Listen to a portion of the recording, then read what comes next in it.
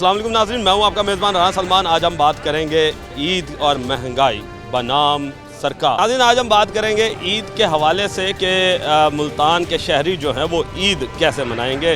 Petrol की कीमतें जो हैं वो बढ़ा दी गई हैं, बिजली की कीमतें बढ़ा दी गई हैं, गैस की कीमतें बढ़ा दी गई हैं और बढ़ती हुई महंगाई में आवाम जो है वो इस वक्त पिस रही है। जाएंगे आवाम के पास, जानेंगे कि ये ईद वो कैसी मनाते हैं। नाज़रीन, आवाम के पास जाएंगे और बात करते हैं कि वो ईद इस दफ़ा की कैसी मनाएंगे। अस्सलाम वालेकुम अंकल जी। जी वालेकुम सलाम। अंकल जी, ये बताइएगा कि इस दफ़ा की ईद जो है वो कैसे मनाएंगे आप? देखें भाई, जैसे महंगाई का जो एक तूफ़ान है, लोगों की परचेजिंग कैपेसिटी बहुत कम हो चुकी है और आपने देखा होगा कि इस दफ़ा अभी तक ईद पे वो रौनकें बाज़ारों में नज़र नहीं आई हैं जो एक हमारे एक कल्चर का ख़ासा था। उसकी रीज़न यही है कि अब लोगों की जो परचेजिंग कैपेसिटी है वो कम से कम होती जा रही है और यही वजह है कि ईद की वो जो खुशियाँ हैं वो अब मान पड़ती जा रही है। एक वो जो रिवायती हमारे यहाँ का एक जोश व खरोश होता था और एक खुशी का जो माहौल होता था, ज़ाहिर है ईद है, खुशी से तो लोग मनाएंगे। कोशिश करेंगे हम भी कि जिस तरीके से बेहतर अंदाज में इन्हीं हालात में रहते हुए ईद की खुशियों को समेटें। अच्छा, ये बताएं कि आप आज से पहले आपका माशाल्लाह से एक बड़ा एज हुई है, तो इस हवाले से बताएं कि पहले जो ईदें मनाया जाती थी उनमें और इस दफ़ा की ईद में क्या फ़र्क नज़र आ रहा है? नहीं, वही मैं अर्ज़ कर रहा हूँ ना कि आहिस्ता आहिस्ता जो है ये चीज़ें जो हैं वो मुश्किल होती जा रही हैं। खुशियाँ जो हैं अब महदूद होती जा रही हैं हमारी कौम के लिए और उसका सबसे बड़ा जो मेन रीज़न है वो यही है कि महंगाई ज़्यादा हो गई है और क़ुव्वत ख़रीद। देखें, महंगाई जो है ना एक बड़ी रिलेटिव टर्म होती है। चीज़ महंगी हो लेकिन अगर क़ुव्वत ख़रीद है तो वो उसमें सूरत हाल जो है ना वो बेहतर रहती है। लेकिन अब पाकिस्तान में हमारे साथ मसला ये आ रहा है कि एक तरफ तो क़ुव्वत ख़रीद कम हो रही है और दूसरे महंगाई का जिन जो है ना काबू से, अब ये जिन नहीं है, कई जिन्नात हो चुके हैं महंगाई का, ये एक जिन नहीं है। तो अब बहुत फ़र्क आ गया ईद की। आप देखें कि पहले लोग मिलते जुलते थे, एक दूसरे से आते जाते थे। अब आना जाना भी इतना महंगा हो गया है कि देखें ईद जो होती है वो मनाई जाती है सब मिलजुल के। अब आप देखें जो लोगों का आना जाना है, अब जो दूसरे इलाकों में जाते थे मिलने के लिए अपने रिश्तेदारों से, अब ट्रांसपोर्ट के किराए इतने बढ़ गए हैं कि वो जाते नहीं, वो अपने अपने शहरों में ईद करते। हम वो भी देख रहे हैं कि ट्रेन पर भी अब वो रश नज़र नहीं आता और बस अड्डों पर भी अब उस तरह का रश नज़र नहीं आ रहा।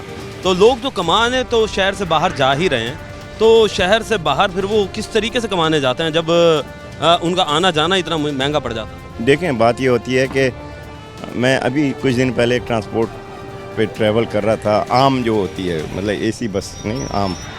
तो वो उन्होंने मैंने पूछा, रश बहुत कम था।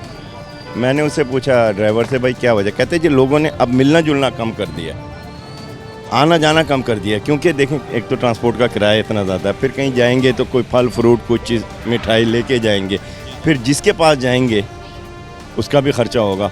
तो वो जो इंटरेक्शन जिसे कहते हैं ना लोगों का आपस में, वो ख़त्म हो गया या कम हो गया, आप इसको कह सकते हैं। तो ये रिलीफ पैकेजेस जो इन्होंने चलाए हुए हैं और सस्ता रमज़ान बाज़ार भी हम देख रहे हैं कि उसमें अशिया ख़ुर्द-ओ-नोश जो हैं वो सस्ती करके बेच रहे हैं, तो बंदे क्या वहाँ से परचेज़ नहीं कर सकते?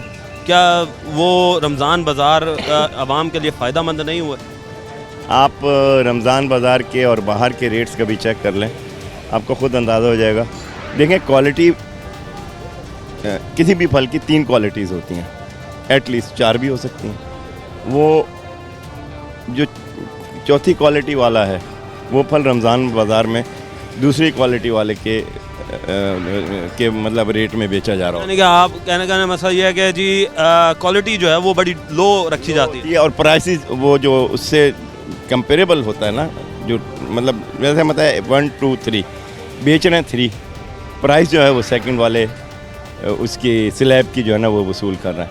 अच्छा, तो ये बताइएगा कि फिर अब ईद आएगी तो बच्चों के लिए शॉपिंग भी करनी है, तो किस तरीके से शॉपिंग करेगी आवाम? बस जितनी बेचारों की, देखें होता क्या है, वो अब होता क्या है, वो पहले बच्चों के 3 सूट बनाते थे, अब 1 सूट बनाएंगे, अपना नहीं बनाएंगे, बच्चों का बना लेंगे। ईद की खुशियाँ तो मनानी है ना जैसे भी है, लेकिन अब फीकी पड़ती जा रही हैं, ये अफसोस की बात है। और आपने भी महसूस किया होगा कि ईद की खुशियों और ये जो रौनक होती है ना ईद की, अभी आप ईद बाज़ार में जाके देखें, बाज़ारों में जाके देख लें, वो एक जो वो हम यही देख रहे हैं कि यहाँ पर भी ये गुलगश्त का एरिया है, यहाँ पर बड़ी गहमा गहमी रहती थी, अब तो वो गहमा गहमी हमें नज़र नहीं आ रही। नहीं आ रही ना, नहीं आ रही। वजह ये है कि रोटी पूरी करें, बिजली के बिल दें, गैस के बिल दें, अभी पेट्रोल भी मज़ीद महंगा हो गया, तो वो दें या ईद मनाएं। जिम्मेदार कौन है? वो तो आपको पता है। जिम्मेदार ओपन सीक्रेट है, ये ओपन सीक्रेट है। चलें जी, जिम्मेदार जो है वो तो सबको पता है और सरकार जो है उसे सोचना चाहिए। मज़ीद लोगों से राय लेंगे, दोस्तों के पास जाएंगे, बात करते हैं। दोस्त क्या हाल चाल है? अल्हम्दुलिल्लाह ठीक। ये बताओ कि ईद आने वाली है, शॉपिंग वगैरह कर ली? हाँ जी कर लिया। कैसे की? बस यहीं गोलगश्त से। कैसे लगा रेट्स वगैरह के साथ? रेट्स वगैरह महंगाई तो है बहुत ज़्यादा, कितनी है? काफ़ी ज़्यादा है। तो शॉपिंग करते हुए किन मुश्किलात का सामना देखने को कर? मुश्किलात मतलब कि महंगाई वही कोरोना की वजह से जो हुई है अभी तक उसके पीक पे ही जा रही है, मतलब कि डाउन नहीं हुई अभी तक। यानी कोरोना के बाद से अभी तक महंगाई रुकने का नाम ही नहीं लिया। का नाम ही नहीं ले रही, और हमारी हुकूमत तो माशाल्लाह स्टेबल ही नहीं है।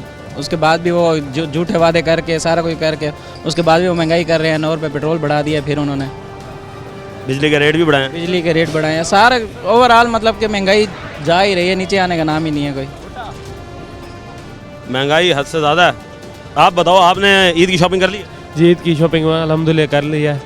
तो कैसा नज़र आया, महंगाई कैसी है? नहीं, महंगाई तो पहले से बहुत ज़्यादा हो चुकी है। कोरोना से पहले इतनी महंगाई नहीं थी जो अब हो चुकी है इतनी। जिम्मेदार कौन है? ये तो जिम्मेदार तो हम नहीं कह सकते कौन है, पर सीधी बात यह है कि अगर हुकूमत को चाहिए कि इन चीज़ों को कंट्रोल करे। अगर महंगाई पर वो काबू पा लेते तो आम शहरी जो यहाँ घूमते फिरते रहते हैं वगैरह शॉपिंग के लिए आते हैं उनके लिए अच्छी बात है ये। तो आवाम को तो रिलीफ भी दे रही है, रमज़ान बाज़ार लगाए हुए हैं, और कितना रिलीफ चाहिए? नहीं कोई रिलीफ नहीं है। आप जाके फ्रूट वगैरह से पता कर लें, कोई बहुत ज़्यादा महंगाई है। अरब ममालिक में चले जाएं, वहाँ लोग ऑफरें लगा देते हैं फ्रूट वगैरह पर यहाँ तो पाकिस्तान में आग जैसे जल नहीं रही होती है भट्टी वगैरह में, वही हाल है। ये तो हम देखते हैं कि बाहर अरब ममालिक में रमज़ान स्टार्ट होते ही जो है वो बड़ी बड़ी ऑफ़रें लगाना शुरू कर देते हैं। तो पाकिस्तान में ऑफ़र क्यों नहीं लगती, क्या वजह समझते हैं? नहीं, पहले तो आवाम को चाहिए कि वो ख़ुद को सुधारे। हमारी हुकूमत का इसमें कसूर नहीं है, पीछे से इन्हें माल सस्ता मिलता है यहाँ आके ये महंगा बेच देते हैं। अब मेन कसूर तो हुकूमत का भी नहीं है, आवाम इसमें बराबर का कसूर है। वो कहते हैं ना, जब तक उस कौम की हालत नहीं बदलती जब तक आवाम उसकी अच्छी नहीं होती।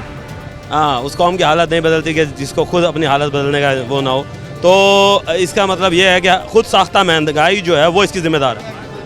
हुकूमत का भी इसमें कसूर है। ये बात नहीं है कि जब से देखें शरीफ खानदान की हुकूमत है ये अभी तक महंगाई उनकी पीक पर जा रही है। वो उनका मेन मकसद क्या था? उनका ये मेन मकसद ये था कि महंगाई ख़त्म की जाए, पर वो देखें वो महंगाई ख़त्म नहीं कर रहे, उल्टा बढ़ा रहे हैं। जो इस वक्त महंगाई का जिन है वो इस वक्त बिल्कुल बेकाबू हो चुका है। मज़ीद लोगों से बात करते हैं। जी दोस्त, क्या हाल चाल है? सर ठीक ठाक, आप सुनाएं। अच्छा, ये बताएं कि ईद की शॉपिंग कर ली? अल्हम्दुलिल्लाह कर ली सर। इतनी महंगाई में सर क्या करें, बस दो वही जो हाल है कर लेते हैं। कितनी की है? बस सर 2-3 सूट ले लिया अल्हम्दुलिल्लाह, बस काफ़ी है वही। लोग तो एक सूट लेने की ताकत नहीं रख रहे, आपने 2-3 ले लिए। बस सर क्या करें, इतनी जितनी गुंजाइश है उतने ले लिए हैं। सोने की कानें लगाई हुई है क्या? नहीं सर। फिर कैसा लगा महंगाई को देखकर? सर महंगाई तो बहुत है यहाँ पर, कितनी? काफ़ी हद तक, यानी कि मैक्सिमम बहुत महंगाई है। यानी कि गरीब आदमी एक कपड़ा भी नहीं ले सकता इस महंगाई के दौर में, आज के दौर में। मेरे दोस्त, तुमने किस तरह ले लिया? बस अल्हम्दुलिल्लाह सर, वो कहते हैं पॉकेट मनी सेव कर करके ले लिया है। अच्छा, पॉकेट मनी सेव कर करके? जी सर। बड़ी बात है यार, ये तो बहुत अच्छी बात है कि ये एक अच्छी ऐसी चीज़ कि अपने पॉकेट मनी सेव कर करके इन्होंने अपने माँ बाप पर बोझ नहीं बने, बल्कि ये इन्होंने काम अच्छा किया कि अपनी पॉकेट मनी को सेव किया, और पॉकेट मनी को सेव करते हुए जो है वो कपड़े दिए। कितनी पॉकेट मनी है भाई? सर ये अगर मंथली बताऊँ, मंथली तो 5,000 मिलते हैं इनके। 5,000? जी सर। बहुत ज़्यादा नहीं सर, काफ़ी अल्हम्दुलिल्लाह। अच्छा नाज़रीन, आपने लोगों की बात सुनी, और महंगाई जो है उसका राब रो रहे हैं सारे, और महंगाई जो है वो वाकई बहुत ज़्यादा हो चुकी है। मज़ीद लोगों के पास जाएंगे, मज़ीद लोगों से बात करेंगे, लेंगे एक ब्रेक, मिलता है ब्रेक के बाद।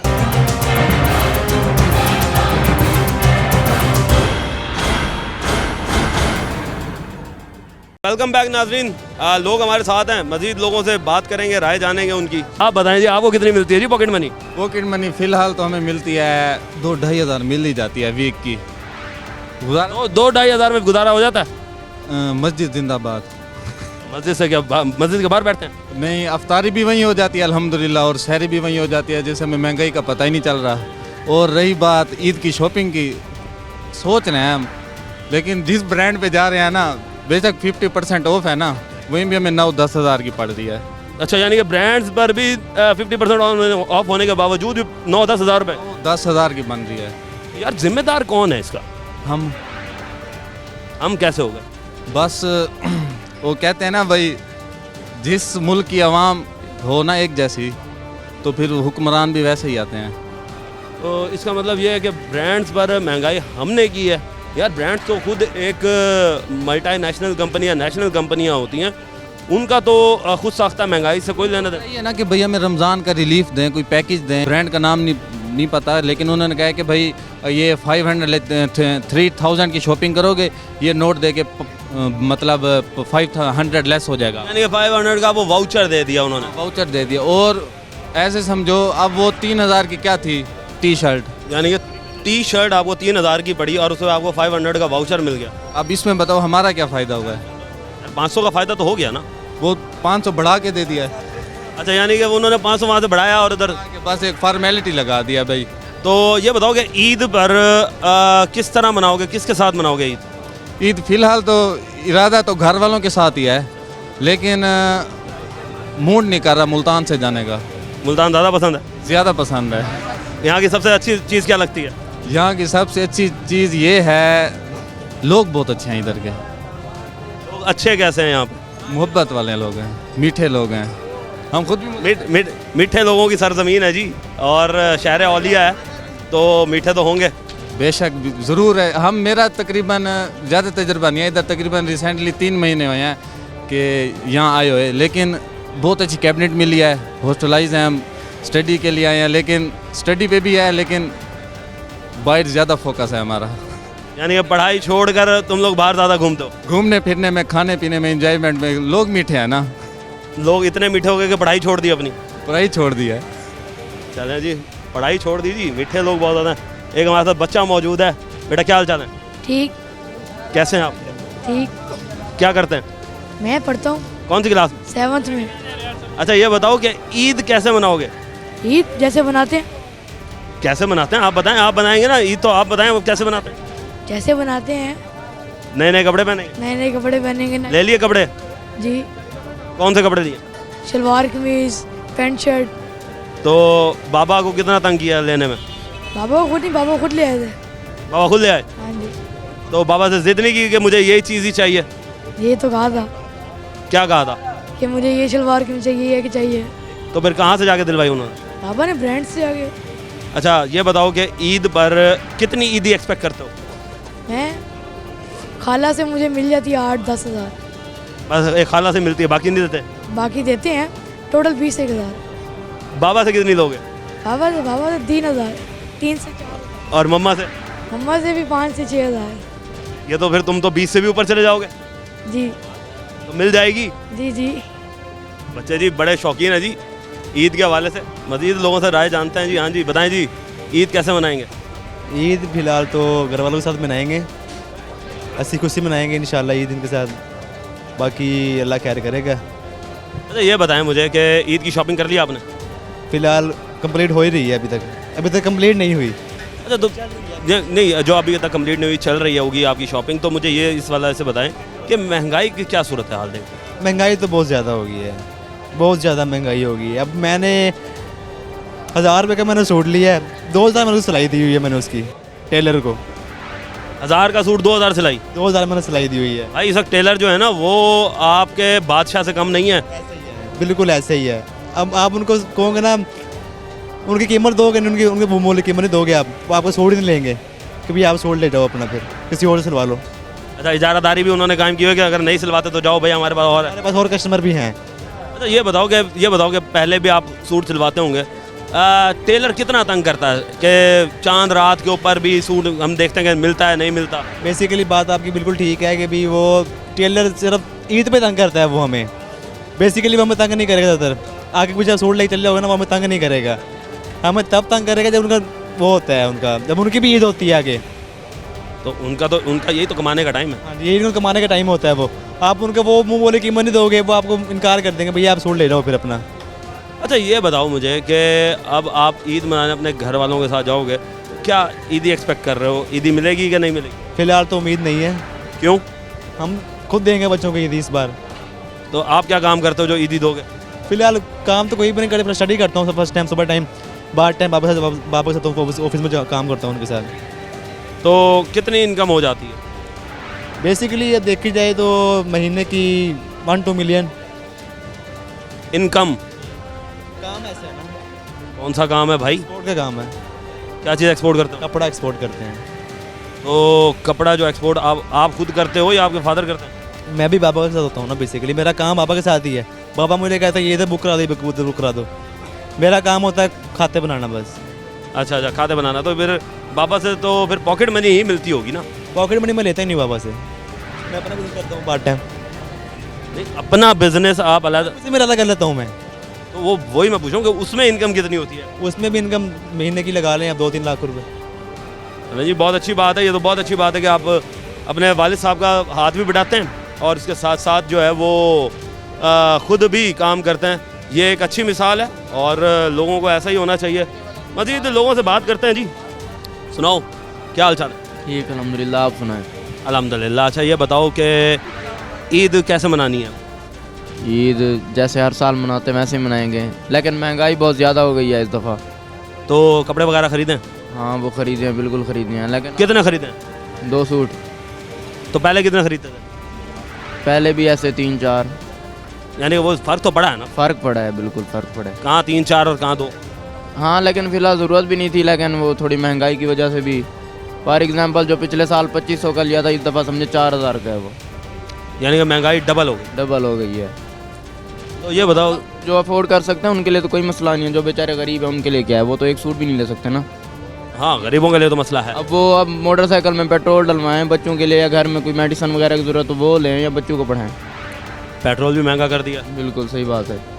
तो ये बताओ मुझे कि ईदी क्या एक्सपेक्ट कर रहे हो? ईदी फॉर एग्जाम्पल जो बच्चों को ईदी दी जाती है, बड़ों से ईदी तो लोगे कि नहीं लोगे? हम वो तो लेंगे, वो तो वही कितनी एक्सपेक्ट कर रहे हो? बस जितनी एक्सपेक्ट करते हैं हर साल। नहीं, अब महंगाई हुई है तो एक्सपेक्टेशंस तो फिर आपकी बढ़नी चाहिए, देने वालों की कम होनी चाहिए। हाँ ये तो है। चलो जी, महंगाई की वजह से ईदी जो है उस पर बड़ा इफेक्ट पड़ रहा है जी। और ये महंगाई जो है वो हुकूमत की तरफ से भी है और कुछ खुद साख्ता महंगाई भी कर रखी है आवाम ने। लेंगे एक ब्रेक, मिलते हैं ब्रेक के बाद।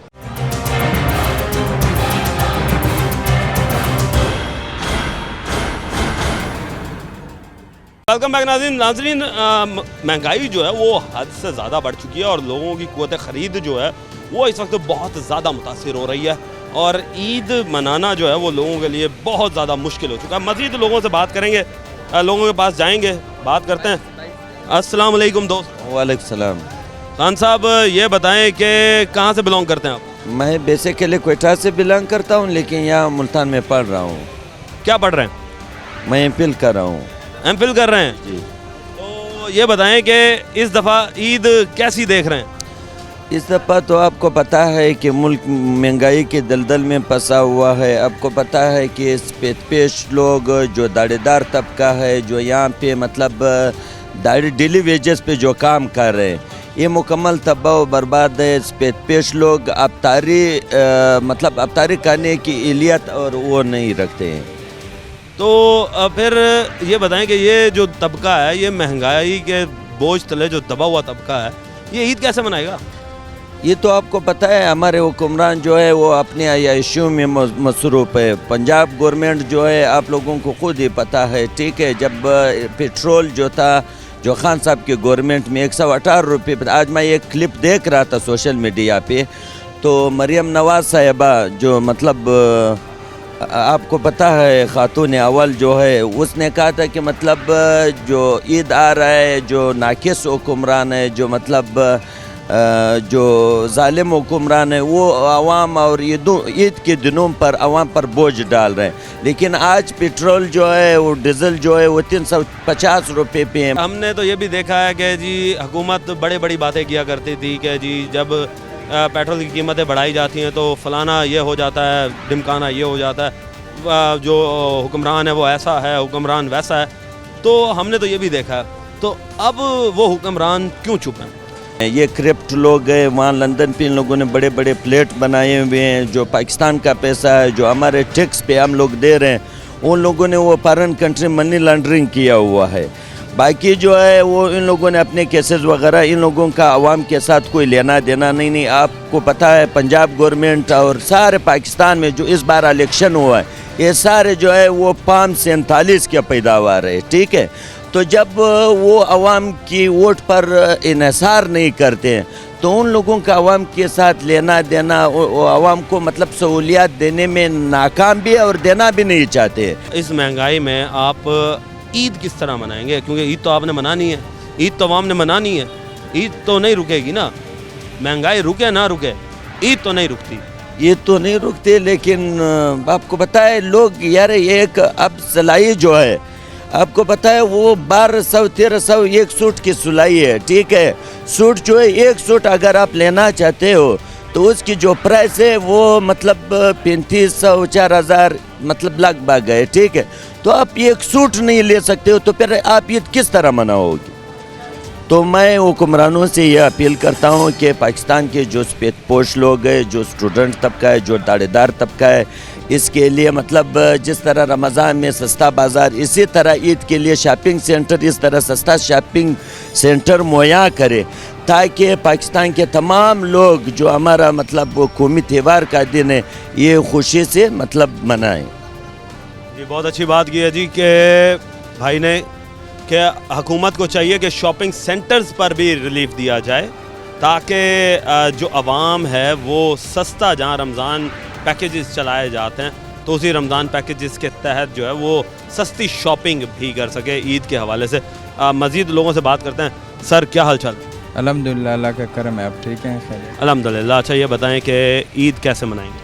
सर ईद तो मतलब पहले हमें फ़ील होता था जब ईद आती थी, हम लोग खुश होते थे, बल्कि सारी आवाम खुश होती थी कि ईद मनाएंगे, बड़े जोश और जज्बे से मनाते थे लोग। लेकिन अब अभी आप देख रहे हैं जो लोग यहाँ से गुज़रते हैं, आप उनके चेहरे पे, उनकी आंखों में आपने ख़ुद भी मायूसी देखी होगी, कितने मायूस हैं लोग। लोगों को ईद याद भी नहीं है, लोग बस इसलिए रुल रहे हैं कि सुबह निकलें, कोई रोज़गार वो लोग ढूंढें, रात को फिर वो जिधर से इन लोगों ने कमाया हो वो मतलब आटा ले सकें, खाना मतलब उससे खा सकें। तो सस्ता आटा इन्होंने लगाया तो है, मुफ्त राशन बांटना शुरू कर दिया है, तो आवाम को अब आटे और चीनी से निकलकर ईद के बारे में सोचना चाहिए। फिर ये सारी ड्रामेबाजी है। आटे के तेले पे तस्वीर लगाओ, आटे के तेले पे तस्वीर लगी है तो सारे सियासत कर रहे हैं, सही है। ये सारे प्रोजेक्ट से मरियम नवाज़ आके अफ्तार दस्तरखान लगा देती है, उधर बैठ जाती है। मुझे एक गरीब बंदा दिखा दो वहाँ पे जिधर मरियम नवाज़ बैठी हो, सारे उनके रिलेटिव्स होते हैं, बस फ़ोटोग्राफी करते हैं। ये हुकूमत तो सिर्फ महज फ़ोटोग्राफी कर रही है और तो कुछ कर ही नहीं रही है। इसने मुल्क के लिए क्या किया है? यानी आप कहना चाहते हो ये सारा काम कॉस्मेटिक काम हो रहा है? कॉस्मेटिक काम हो रहा है, दिखावा हो रहा है जस्ट। और पंजाब में के लोगों में इतना शऊर आ चुका है, इन लोगों की फिल्में मज़ीद नहीं चल सकती, ख़त्म हो गई ये फिल्में, ये पुराना हो गया ये गेम सारा, ये फ़ोटोग्राफी, वीडियोस, प्लाना, सोशल मीडिया। 5 साल के लिए तो अब मुंतखब हो चुके हैं ना, ये 5 साल के लिए मुंतखब हो चुके हैं। लेकिन अगर आप लोगों ने, इन लोगों ने आवाम को रुलाना है तो ठीक है, फिर 5 साल ये लोग लगे रहें। और आप सुन रहे होंगे दिन में, एक ही दिन में कितनी खुदकुशियाँ होती हैं, कितने लोग खुदकुशियाँ कर रहे हैं, किस लिए कर रहे हैं? मस्ती से कर रहे हैं, तंग आ रहे हैं ना ज़िंदगी से, जीने का कोई सहारा नहीं है उन लोगों के पास। रोज़गार है आपके पास? तो मुझे ये बताएं कि फिर हुकूमत ऐसा क्या करे कि एक आम आदमी, गरीब आदमी जो है वो एक हंसी खुशी जो है अपनी ज़िंदगी गुजार सके। ये हुकूमत तो कुछ नहीं कर सकती है, तो जमहूरी हुकूमत है ही नहीं। खान साहब बात ये है कि कोई बंदा अगर तब्दील होना चाहे, अपने आप को तब्दील करना चाहे तो, और आवाम के लिए काम करना चाहे तो उसके लिए फिर वो क्या करे? खान साहब के दौर में हम लोगों ने तब्दीली देखी भी थी, इधर से पूछें पहले। ये तो मरियम नवाज शरीफ का गढ़ था ये पंजाब। खान साहब के दौर में सर डॉलर जो है वो आसमान को छूना शुरू कर चुका था। फिर भी आपका पेट्रोल कितने में आपको मिल रहा था, आटा आपको कितने में मिल रहा था? उसके बावजूद इधर पाकिस्तान में आपको ज़रूरत की तमाम अशिया कितने रेट में मिल रही थी और आप कितने में मिल? सर चीनी भी तो महंगी हुई थी, आटा भी महंगा हो गया था। जहाँ पर 60 रुपये आटा था वो एकदम 120-30 रुपये पे। 120-30 पे पहुंचा है ना, 250 पे तो नहीं पहुंचा है। 120-30 वाले पे आप शुक्र अदा कर रहे थे, अभी 250 पे आप शुक्र अदा कर रहे हो। निज़ाम तो चल रहा था, रोज़गार तो था, कम से कम जो अफोर्ड नहीं कर सकता था उसके लिए खान साहब ने लंगर खाने बनाए थे, रिहाइश उनको दी थी। इन लोगों ने क्या इकदाम उठाए? ये तो सारे प्रोजेक्ट्स लॉन्च कर रहे हैं और इसमें ये लोग अपना करप्शन कर रहे हैं। आपका क्या ख्याल है? ये मतलब आवाम के लिए ये लोग प्रोजेक्ट्स, ये बड़े बड़े प्रोजेक्ट्स जो ये सारे इन लोगों ने अपने इसमें करप्शन करनी है। अब कहने का मकसद है कि जितना भी इसका काम चल रहा है वो सिर्फ दिखावा है। दिखावा है, बिल्कुल दिखावा है। महंगाई इतनी हो गई, हम लोग मिडिल क्लास तबके के लोग हैं। देखें आप, हम लोग पराठे खा रहे हैं, हम लोगों को क्या गोश्त पसंद नहीं है? हम लोगों को अच्छा नहीं लगता है कि हम लोग कहीं अच्छे होटल में जाके खाना खाएं? हम लोग पराठे खा रहे हैं, मस्ती से खा रहे हैं। तो इसका जिम्मेदार आप हुकूमत को ये ठहराते हैं कि हुकूमत ने जो महंगाई की हुई है, मगर हुकूमत ने सस्ता रेट के हिसाब से सस्ता रमज़ान बाज़ार में भी तो दे रही है। कोई सस्ता रमज़ान बाज़ार में नहीं है। चलो मैं और आप बाज़ार में चलते हैं, ये जो हुकूमत का जो प्राइस लिस्ट देते हैं ना, ये जो गवर्नमेंट ने दिया हुआ है, कोई दुकानदार उसको फॉलो नहीं कर रहा है। ये तो ज़िला इंतज़ामिया की नाअहली हुई ना। तो ये जो रमज़ान बाज़ार में ये गैर मियारी चीज़ें होती है वो इसी रेट पे दे रहे हैं। गैर मियारी चीज़ लेने का फ़ायदा ही नहीं है कोई। गैर मियारी चीज़ें हैं जी रमज़ान बाज़ार में, और शहरी जो हैं वो इस वक्त यही इल्तिजा करते नज़र आ रहे हैं कि हुकूमत जो है वो एक स्ट्रेट फॉरवर्ड ऐसी पॉलिसी बनाए कि जिससे आवाम को बराह रास्त जो है वो रिलीफ मिले, ना कि एक मखसूस तबके को रिलीफ दिया जाए। और इसके साथ साथ कुछ ऐसे शॉपिंग मॉल्स भी बनाए जहाँ पर सस्ते बाज़ार लगाए जा रहे हैं, वहाँ पर सस्ते मॉल्स भी लगाए जाएँ जहाँ पर लोग जो हैं वो सस्ती शॉपिंग कर सकें और अपने बच्चों के लिए और अपने लिए जो है वो ईद के कपड़े जो हैं वो ख़रीद सकें। लेंगे एक ब्रेक, मिलते हैं ब्रेक के बाद।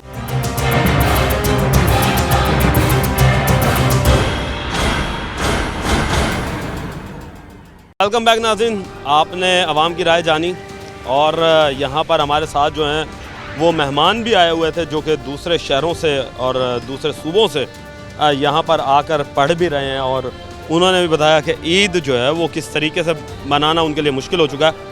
इस वक्त हमारे साथ दुकानदार मौजूद हैं, उनसे बात करते हैं। अस्सलाम वालेकुम। अस्सलाम, क्या हाल है भाईजान? खैर अल्हम्दुलिल्लाह। अच्छा खान साहब, ये बताएं कि आपका ताल्लुक़ किधर से? मेरा ताल्लुक़ कोयटा से। तो कोयटा से आप जो यहाँ आए हुए हैं, ये बताएं कि ईद पर आप वापस कोयटा जाएंगे? हाँ, क्यों नहीं जाएंगे, ईद तो घर पे करेंगे।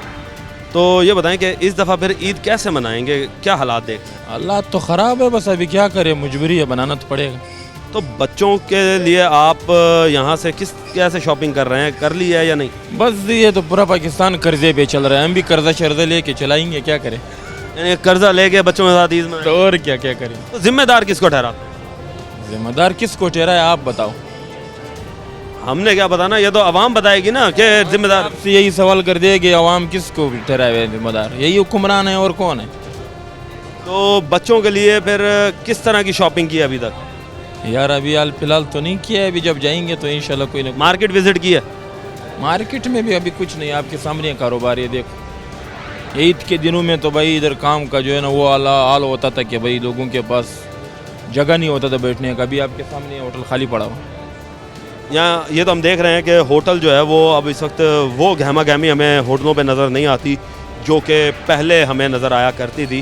तो क्या चाय महंगी कर दी है या चाय की क्वालिटी गिरा दी है जो लोग नहीं आ रहे? नहीं नहीं, चाय तो महंगी नहीं है, चाय तो वही 70 रुपये में चाय की प्याली है, उसमें आप खर्चे लगा लो तो 70 में भी वारे में नहीं है। यानी कि लोगों की कुव्वत खरीद, हमारा जो रेट है ना वो साल में एक मरतबा बढ़ता है। बाकी हम जब मार्केट से सामान खरीदते हैं तो डेली उसका प्राइस बढ़ता है, डेली।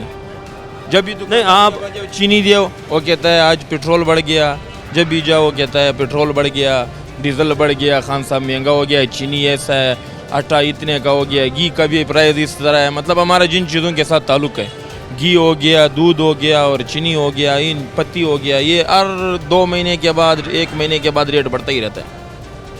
यानी कि महंगाई की वजह से आप लोगों का काम जो है वो बेसिकली मुतासर हुआ। मकसद कहने का ये है कि अगर पहले हमें पैसे यानी कि इंसान किसी मार्केट में 2 लाख रुपए किसी को प्रॉफिट मिलता था तो वो अभी 50,000 रुपये पहुँचा हुआ है, वो खर्चे नहीं पूरा कर सकते।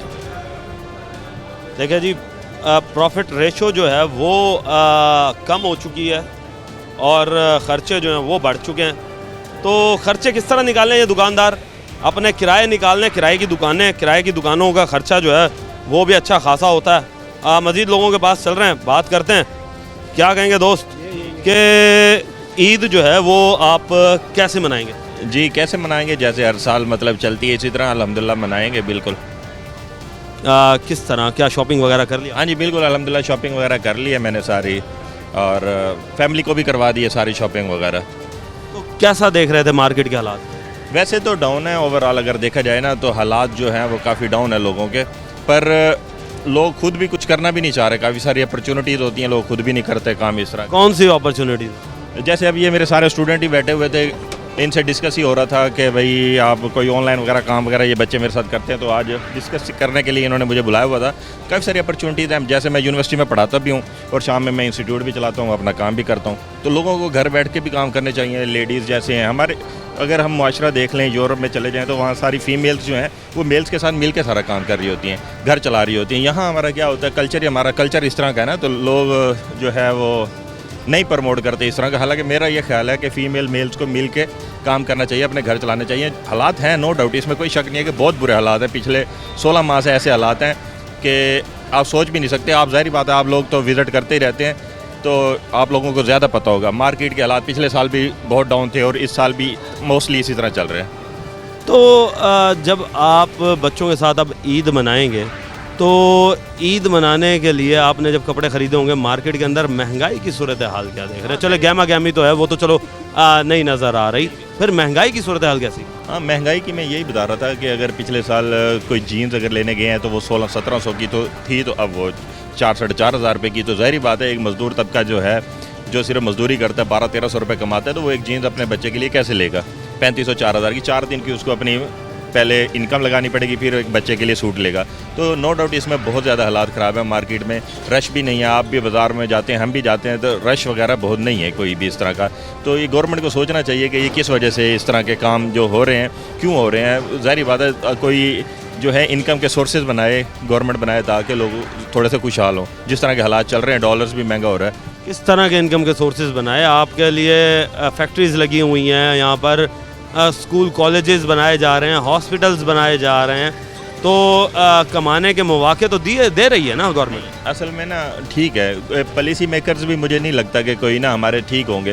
हालांकि एक छोटे छोटे देखें ना, एक फैक्ट्री अगर लगती है 10-15 करोड़ की, तो यही अगर एक छोटा सा मतलब एक हब बना लें, इंस्टीट्यूट बना लें ऑनलाइन का, तो उसमें हर माह जो है 2-4 हज़ार बच्चे प्रोड्यूस हो सकते हैं, पढ़ सकते हैं, जो बाहर के ममालिक से जो है डॉलर्स को लेके आ सकते हो। तो उससे ये है कि पाकिस्तान की मईशत भी बेहतर होगी। इस तरफ प्लान नहीं है, बस ये प्लान है कि जी एक अच्छा हॉस्पिटल बना दें, एक अच्छा जी कुछ भी मतलब इस तरह शॉपिंग मॉल बना दिए गवर्नमेंट ने, हॉस्पिटल बना दिए। आपका कहने का मकसद ये है कि डॉलर को पाकिस्तान में लाने के लिए कोई ऐसी पॉलिसीज़ बनाई जाएँ कि डॉलर जो है वो पाकिस्तान आ सके, जिससे पाकिस्तान की मईशत जो है वो मुस्तहकम हो सके। बिल्कुल ऐसे ही है, क्योंकि ये देखें ना, अगर हम इंक्यूबेटर, छोटे छोटे इंक्यूबेटर हर सिटी में बना दें, जैसे आप इंडिया में देखें ना, तो इंडिया में छोटे छोटे हर सिटी में इंक्यूबेटर लगे और वो हमारे से लाख गुना अच्छे इस वक्त ना जो है माइक्रोसॉफ्ट का ऑफिस वहीं है। अगर हमें कोई एप्पल की कोई अच्छी चीज़ चाहिए तो वो भी हमें नियरेस्ट इंडिया लगता है। ट्विटर का जो ऑफिस है एशिया का, वो भी उधर है। यूट्यूब का ऑफिस अगर ले लें एशिया का, वो भी वहीं है। क्यों ऐसा है? क्योंकि वो लोग इस चीज़ पे वर्क कर रहे हैं। हमारे जो गवर्नमेंट है वो इस तरह सोचती नहीं है।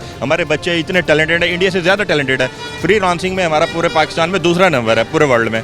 हम सारे बच्चे हमारे डॉलर यहीं लेके आ रहे हैं। पेपाल हमारे पास नहीं, उनके पास पेपाल है। क्यों? हमारी कटौती हो जाती है। यही कटौती अगर हो पाकिस्तान में फैसिलिटी हो तो ये गवर्नमेंट के पास ये। सर पेपाल पिछली गवर्नमेंट जो निगरान सेटअप था वो लेकर तो आई है? नहीं, अभी नहीं, अप्रूव नहीं हुआ ना, सिर्फ बातचीत चल रही थी, उसकी बातचीत चल रही थी। अभी इस तरह का कुछ भी नहीं हुआ। वो पेपाल अलाउ होगा तो फिर जाके कोई होगा। वो गवर्नमेंट को ही पैसे आने हैं, वो भी टैक्स के भी गवर्नमेंट में आने हैं, और जो हमारे बच्चे इनकम कमा के आएंगे वो भी पाकिस्तान में ही आने ना। हमें तो रुपए में मिल रहे हैं ना, तो डॉलर्स पाकिस्तान में आएंगे तो मज़ीद बेहतरी आएगी ना। इस तरह सोचना चाहिए, ना कि आप इम्पोर्ट एक्सपोर्ट की तरफ। वो हालात अभी हैं नहीं पाकिस्तान के कि इम्पोर्ट एक्सपोर्ट हो सके। पाकिस्तान के कितनी फ़ीसद आवाम जो है वो इस फ्रीलांसिंग से मुंसलिक है? अच्छा ये देखें, अगर मैं फ्रीलांसिंग की बात करूं तो पूरी दुनिया में दूसरा नंबर है हमारा फ्रीलांसिंग में। इसका मतलब है हम बहुत अच्छे हैं। इसी तरह अगर हम अमेज़ॉन पे ले लें, वो भी हम पूरी वर्ल्ड में हम दूसरे नंबर पे हैं। कि सब सर अमेज़ॉन पे तो अब ब्लैक लिस्टेड कर दिया गया हमें। वो ब्लैक लिस्टेड इसलिए कर दिया गया, मियाँ चंद और 1-2 इलाके इस तरह के थे कि वो फेक काम कर रहे थे। अब जो पाकिस्तान का अपना प्लेटफॉर्म है दराज, वहाँ करें आप काम